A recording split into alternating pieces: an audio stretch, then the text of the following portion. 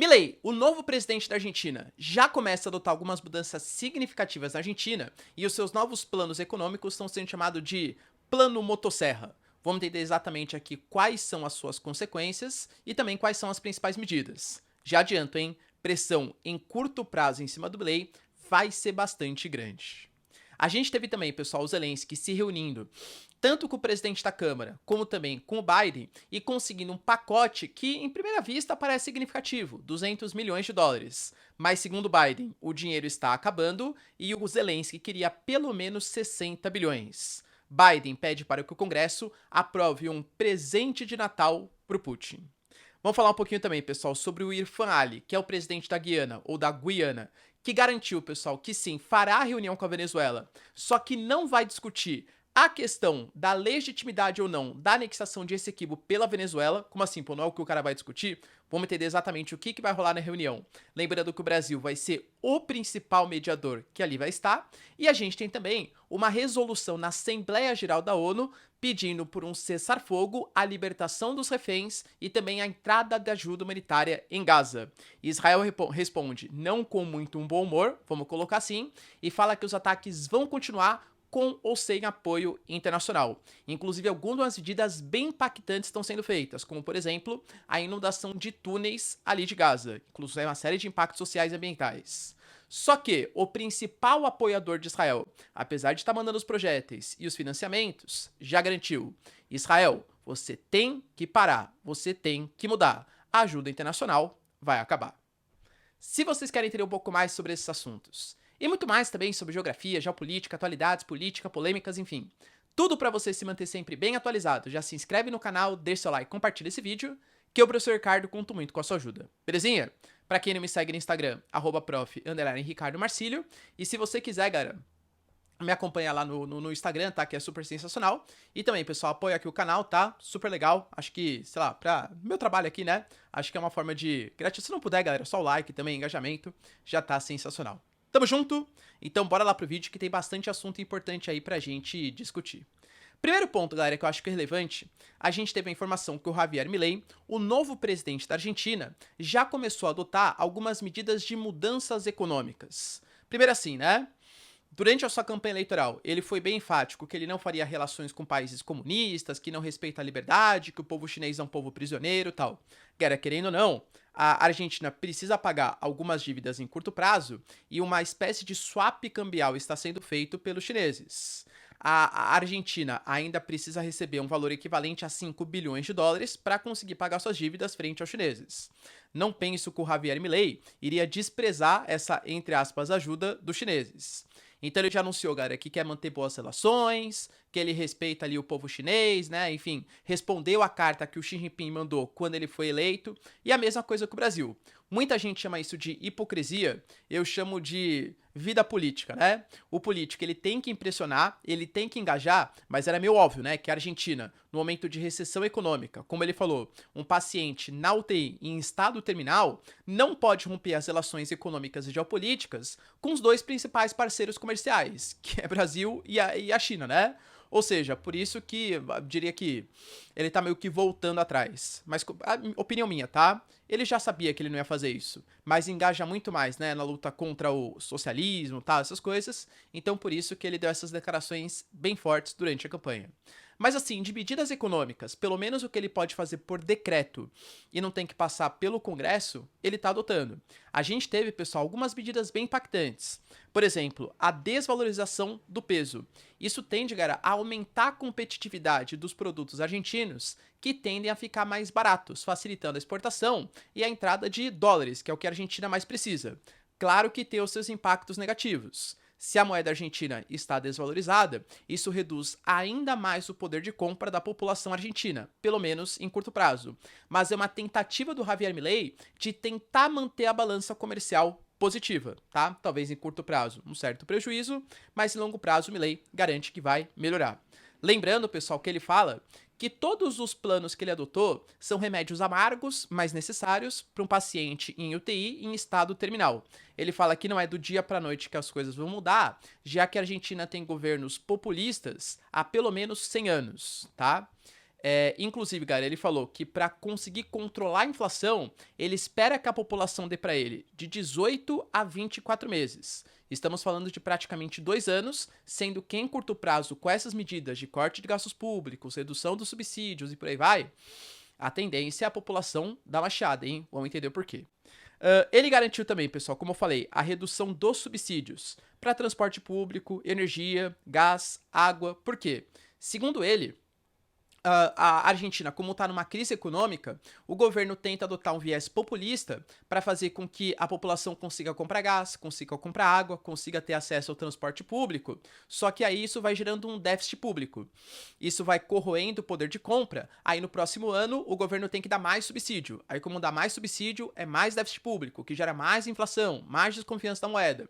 Então fica meio que num ciclo vicioso que o governo vai tendo que sustentar toda a população, já corroendo, né, o poder de compra e estagnando, ou a estagflação, como ele coloca, né, a economia da Argentina. Então, segundo ele vai cortar, não, mas não totalmente, mas vai reduzir esses subsídios, vai anunciar quais serão as novas tarifas no futuro próximo, mas, de novo, para a população principalmente mais pobre, vai sofrer em curto prazo. Ele promete que dentro de 2 anos, 3 anos, 4 anos, vai melhorar, mas não sei se a população vai ter toda essa paciência, vamos colocar. Além disso, pessoal, ele garantiu o cancelamento de uma série de licitações públicas de obras públicas. Segundo ele, só para o Estado gastar dinheiro e fazer desvio de verbas, escândalos de corrupção, inclusive o repasse de verbas também para as províncias, para os governos locais, né? Conseguirem fazer suas obras públicas, tudo tal. Também, pessoal, foi quase tudo cancelado. Teve uma redução no número de ministérios, 34% em curto prazo de redução dos gastos públicos, ou seja, é uma política claramente de enxugamento da máquina estatal. Professor, mas é bom isso? Eu diria que assim, depende muito da sua visão de mundo, tá? Existem pessoas que têm um viés um pouco mais keynesiano, um viés um pouco mais intervencionista. Ou seja, o Estado, ele tem sim que gastar, ele tem sim que desenvolver. Porque se o Estado gasta, o Estado constrói, o Estado investe, ele vai gerar emprego. As pessoas empregadas vão consumir. Se as pessoas estão consumindo, as empresas têm lucro, que geram mais empregos, que geram mais consumo, que gera mais lucro, ou seja, um certo círculo vicioso, virtuoso da economia, com o Estado sendo o motor dessa economia. Já o Milei e a galera mais liberal defende que não, que o Estado não sabe exatamente onde são as melhores escolhas e que a alocação de capital tem que ficar sob responsabilidade dos mercados, que é a proposta do Milei, tá? Vamos ver, galera, se vai dar certo na Argentina, mas eu diria que assim, em curto prazo, como você vai cortar subsídios, cortar gastos públicos e principalmente, tá, cancelou também repasse de verbas para emissoras de TV e tal, a chiação, né, a reclamação aí tende a ser bastante significativa. Até porque, galera, convenhamos, também você tem que pensar, né, pô, você é um argentino miserável, você tá passando fome. Ah, não, mas beleza, daqui 3 anos eu vou ter dinheiro para fazer minhas compras e tal. E aí, será que você aceitaria isso num plano de longo prazo? Ele garante, pessoal, que talvez alguns programas sociais, não na forma de subsídios, mas uma espécie de Bolsa Família ou Auxílio Brasil, dinheiro na mão da população, pode aumentar. Mas, né, vamos esperar aí cenas dos próximos capítulos para ver quais vão ser as outras medidas aí do Javier Milei. Outra notícia, pessoal, importante está relacionada à visita que o Zelensky fez ao Biden e ao presidente da Câmara dos Estados Unidos. Eu falei para vocês que ia acontecer, e até coloquei no título de ontem, que era quase um ultimato ali, né? Por que um ultimato? O Zelensky está hoje com fundos congelados da União Europeia, principalmente por conta da Hungria, se bem que, pessoal, o Viktor Orbán deu alguns indicativos que se a União Europeia voltar a repassar verbas para a Hungria pode aprovar também o repasse de verbas para a Ucrânia, porque hoje a Hungria, como não respeita muito o princípio dos direitos humanos, não dá liberdade para a justiça, existem alguns fundos europeus que não estão sendo repassados para a Hungria. Então a Hungria condiciona, olha, eu até permito a aprovação de novos pacotes para a Ucrânia, desde que vocês liberem os pacotes aqui para mim também, né?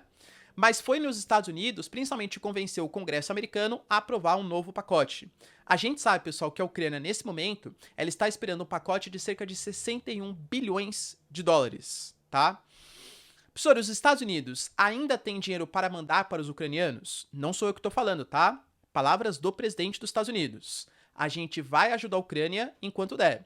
Existem alguns fundos que já estão liberados e outros que não dependem da aprovação do Congresso. Tanto que, por exemplo, o Biden, ele liberou 200 milhões de dólares na forma de alguns equipamentos, de verbas, tal, principalmente para a defesa.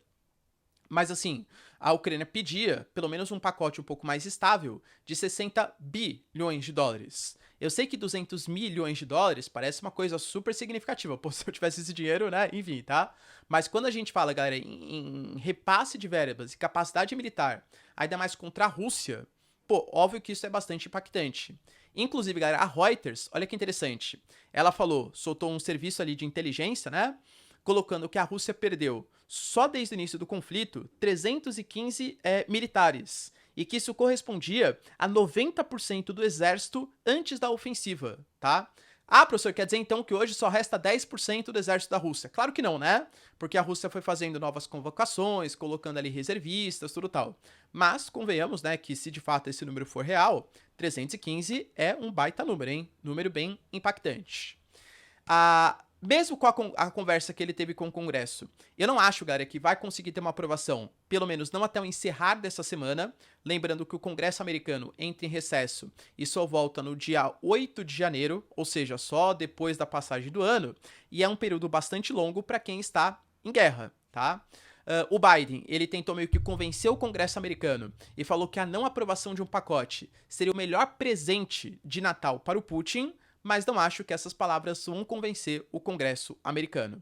Ou seja, o Zelensky foi lá, conseguiu uma pequena aprovaçãozinha ali, né, de um pacote, tudo tal, mas, galera, de verdade, nada muito significativo.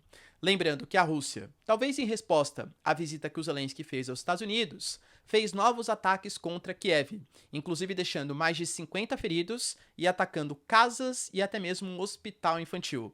Kiev garantiu que conseguiu interceptar todos os mísseis, mas alguns fragmentos, enfim, né, consequências, acabaram também destruindo parte ali da capital ucraniana. Ou seja, os ataques continuam.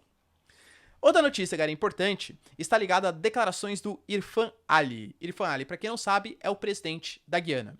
Ele garantiu que por mais que sim, amanhã, quinta-feira, ele vá fazer um encontro com Nicolás Maduro, na região do Caribe, mediado pela CELAC, inclusive o Brasil sendo o mediador principal, tá, em São Vicente e Granadina, ele garantiu que não está sobre algum tipo de intenção da Guiana discutir a questão de Essequibo.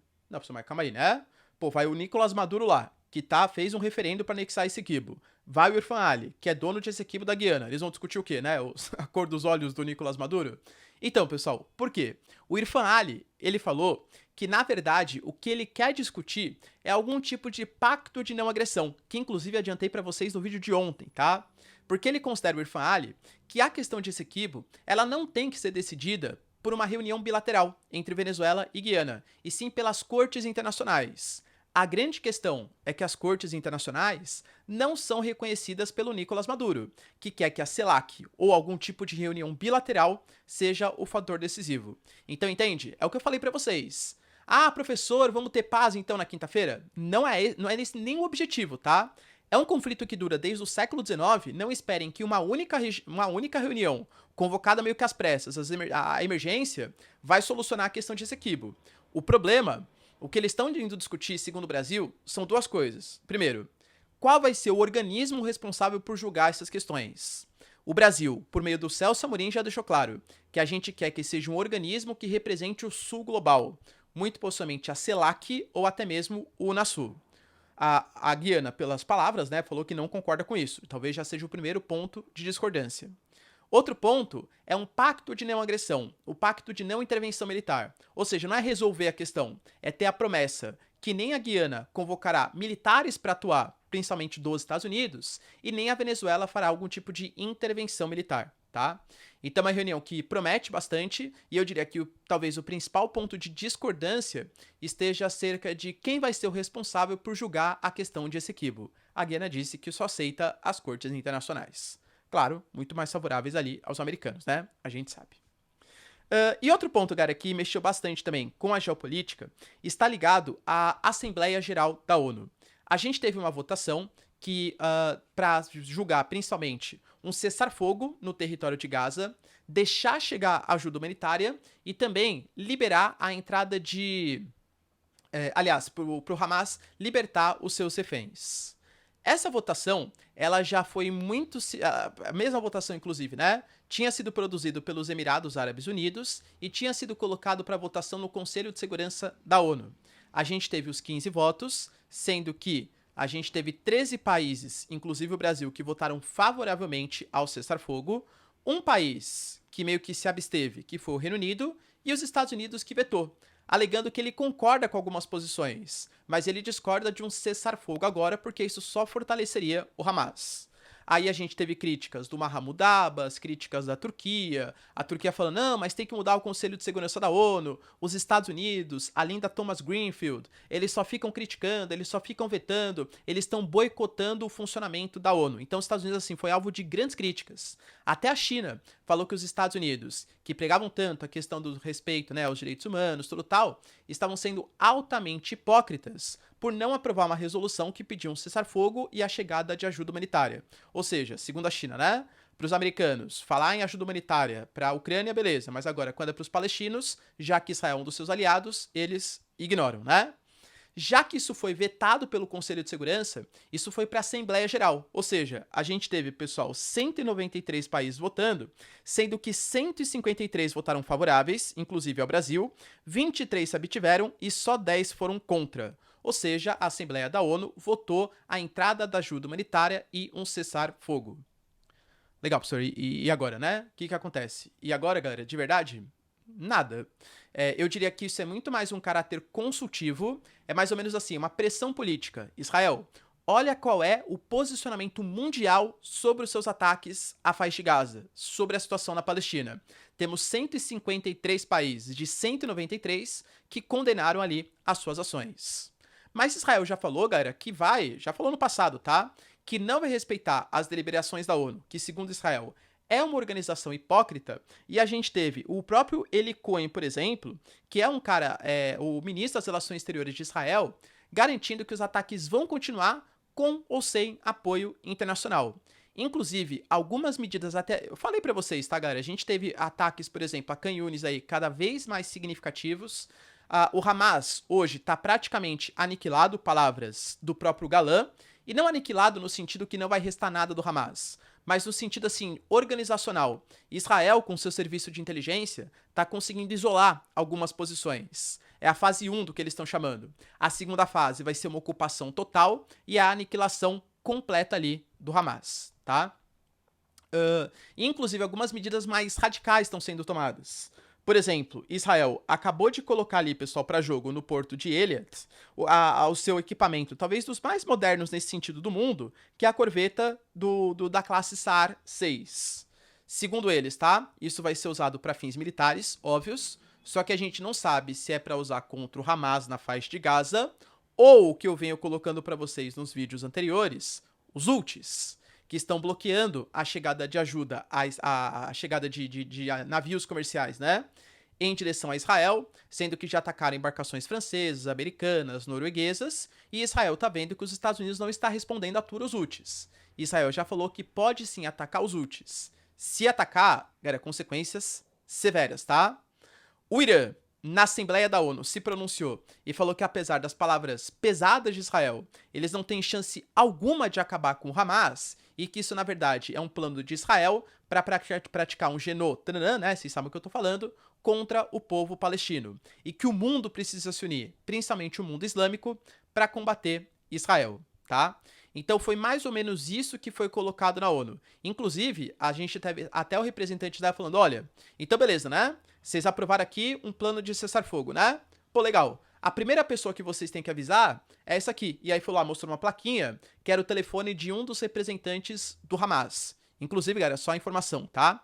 Informações não oficiais. Oficiosas, vamos colocar. A gente sabe que existem muitas lideranças do Hamas que estão espalhadas em países, principalmente Catar e Turquia. Israel falou que ia atacar essas lideranças mesmo fora da faixa de Gaza, o que poderia ser considerado ferir a soberania de Turquia, Catar e outros países. Segundo especulações, algumas lideranças do Hamas saíram do Catar. Será que Israel vai começar as ofensivas fora da faixa de Gaza? Especulando aqui com vocês, hein, pessoal, tá? De novo, não há confirmações por mídias oficiais. Se tiver, prometo que eu trago com mais contundência aqui pra vocês, tá?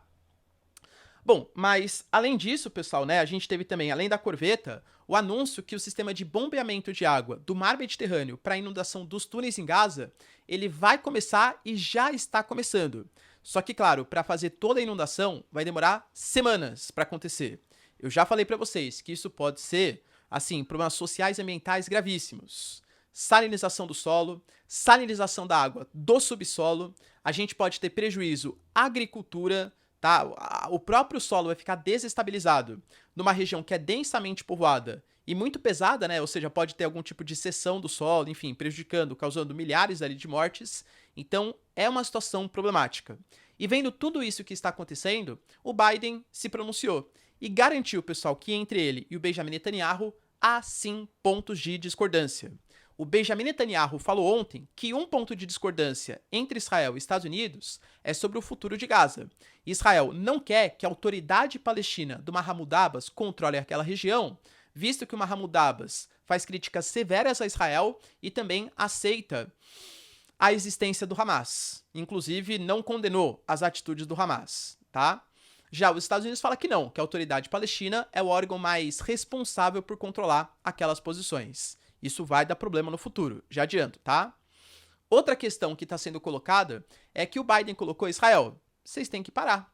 Vocês têm, hoje, né? Ele fala palavras do Biden, tá? Hoje Israel tem o governo mais conservador da sua história, com figuras como Itamar Ben-Gvir. Não falou do Smotrich, mas poderíamos falar também do Smotrich, que fala que o povo palestino não deveria existir, coisa que o valha.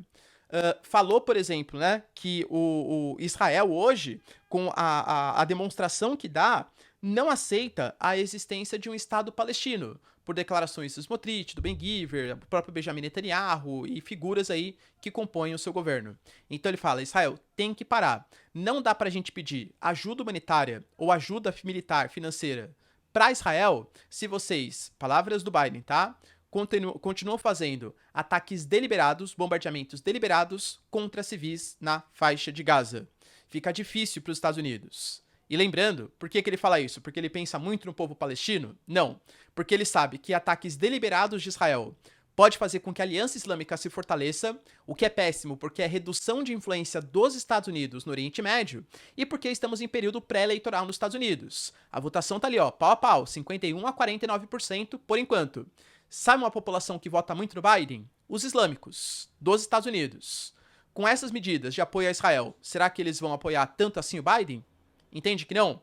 Então faz parte do jogo político também. Ou seja, o Biden falou, para Israel, você até pode obter uma vitória do ponto de vista militar, mas você está obtendo uma derrota do ponto de vista geopolítico e representativo, vamos colocar. Porque beleza, você domina a faixa de Gaza, mas você vai cortar relações com países que tinham assinado os acordos de Abraão, você pode sofrer retaliações da ONU, da OMC e de organismos multilaterais. Como eu disse para vocês, o Eli Cohen, que é o ministro das Relações Exteriores, falou que eles não estão ligando muito para isso. Dane-se o que os países pensam da gente. Mesmo com pressão internacional, a gente vai aniquilar o Hamas e atacar a faixa de Gaza. Ou seja, Biden, mais uma vez, está numa sinuca de bico. Beleza, pessoal? Deu para entender os principais acontecimentos? Se vocês curtiram o vídeo, então, ó, já deixa seu like, se inscreve no canal. Tamo junto, beijos, abraços e tchau, tchau.